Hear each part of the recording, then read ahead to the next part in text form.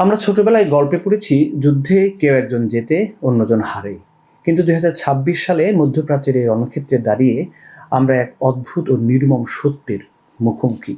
এই যুদ্ধে ইসরায়েল জিতছে না, ইরান জিতছে না, এমনকি সুপার পাওয়ার আমেরিকাও নয়, বরং ইতিহাসের পাতায় লেখা হচ্ছে এমন এক অধ্যায় যেখানে প্রতিটি দেশ, প্রতিটি আদর্শ এবং প্রতিটি সাধারণ মানুষ এক একজন পরাজিত সৈনিক। আজ আমরা দেখব কেন এই যুদ্ধে তথাকথিত বিবেকের কণ্ঠস্বর থেকে শুরু করে পরাজিত আমরা সবাই আসলে হেরে যাচ্ছি, হেরে গেছিও। প্রথমে দেখা যাক যুক্তরাষ্ট্রকে। বিশ্বের সবচেয়ে শক্তিশালী দেশটি আজ তার কোনো কোনো অস্ত্র ভাণ্ডারের টানও দেখতে পাচ্ছে। বছরে মাত্র 90টি টমাহক মিসাইল তৈরি করা একটি দেশ যখন এক মাসেই শত শত মিসাইল খরচ করে ফেলে, জয়ের দেখা পায় না, তখন তাদের সামরিক দাপট নিয়ে নিজেরাই হতাশায় ভোগে।